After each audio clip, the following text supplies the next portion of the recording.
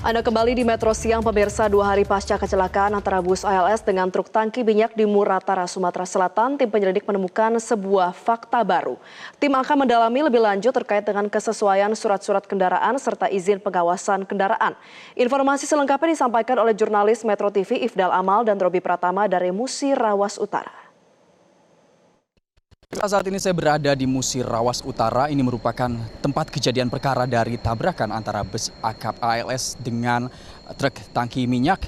Dan saat ini saya berada di TKP, baru saja kemarin dilakukan olah TKP oleh pihak kepolisian. Dan di sebelah saya ini merupakan bangkai dari bus akap ALS yang hangus terbakar karena bertabrakan dengan truk tangki minyak dari arah yang berlawanan.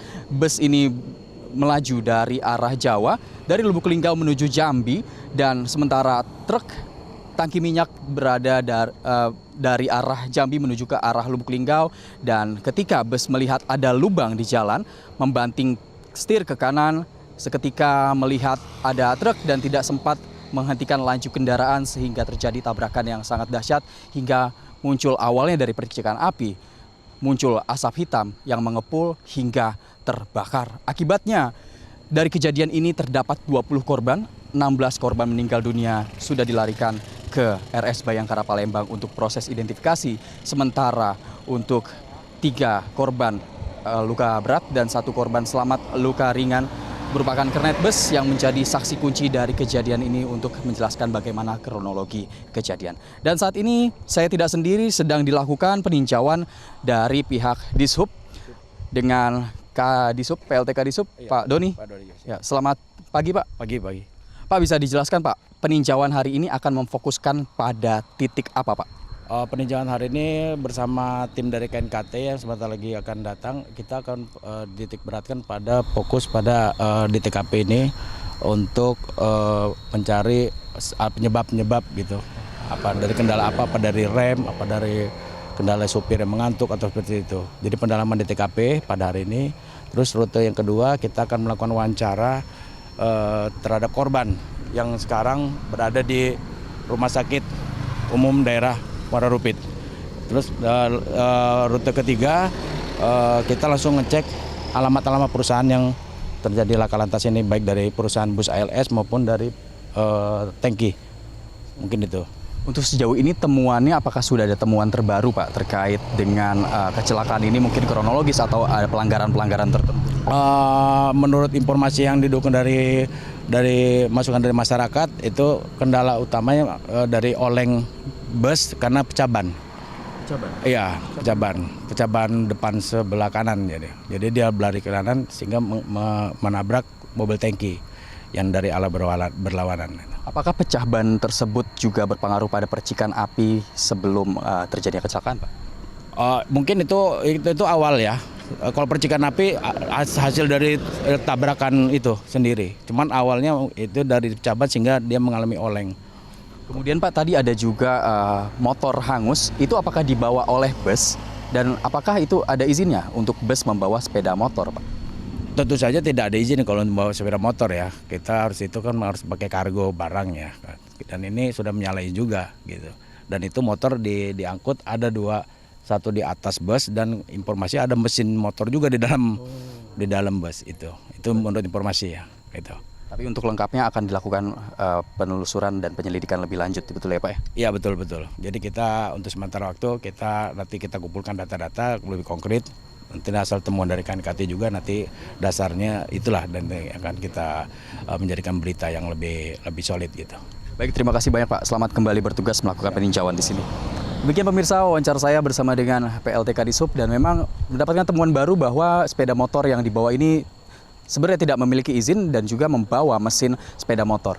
Diketahui memang kejadian ini terjadi pada Rabu siang sekitar pukul 12 siang di jalur lintas Sumatera, dan hingga saat ini masih terus dilakukan proses investigasi lebih lanjut, bukan hanya dari Dishub, juga dari pihak kepolisian bersama KNKT juga nanti akan hadir. Untuk dari pihak kepolisian sudah melakukan olah TKP sebanyak 2 kali pada kemarin, dan 2 hari setelah dari kejadian ini akan dilakukan proses investigasi lebih lanjut. Dari Muratara, Sumatera Selatan, Ifdal Amal, Robi Pratama, Metro TV. Dan untuk mengetahui perkembangan kasus ini, kita akan berbincang dengan Dirlantas Polda Sumatera Selatan, Kombes Pol Maesa Sugriwo. Selamat siang, Pak Maesa. Selamat siang, Mbak. Assalamualaikum warahmatullahi wabarakatuh.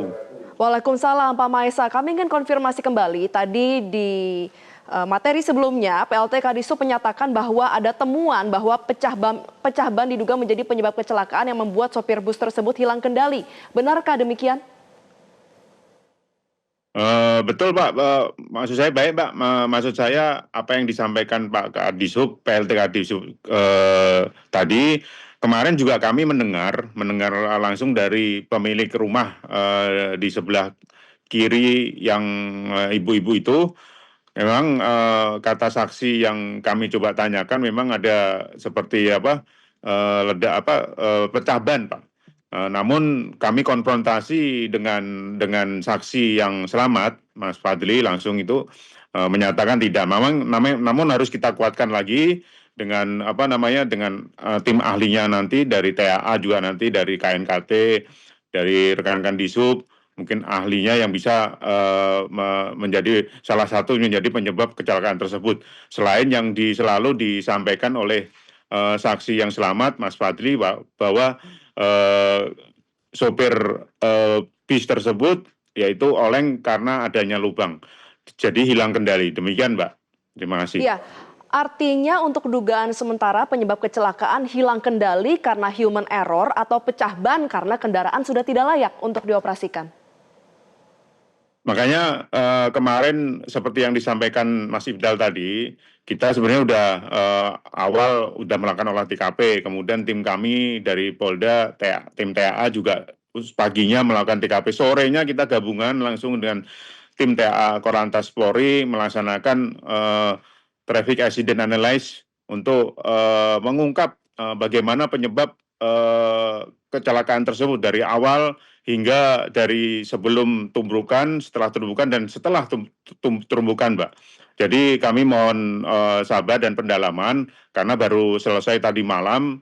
Untuk hasil-hasilnya nanti baru kita FGD-kan tadi. Namun yang jelas kami perlu waktu untuk mengungkap seberapa kecepatan dari bus tersebut. Memang sempat kami tanyakan kepada saksi yang selamat, Mas Fadli itu. Dia sempat melihat bahwa terakhir personelnya di Gigi 5, namun juga harus kami kuatkan pernyataan Mas Fadli apakah benar di personel terakhir di Gigi 5. Kami cek langsung ke bis yang terbakar atau bangkai bisnya itu memang belum terlihat karena habis terbakar. Mungkin kami sudah FGD tadi, saran untuk masukan untuk segera koordinasi atau memanggil saksi ahli, dalam hal ini mungkin dari pihak ATPM karoseri yaitu Mercedes-Benz, Mbak. Demikian, Mbak. Baik, lalu bagaimana dengan kondisi dari bus, Pak? Benarkah izinnya ini sudah kadaluarsa dan juga muatannya ini melebihi batas muatan yang diizinkan?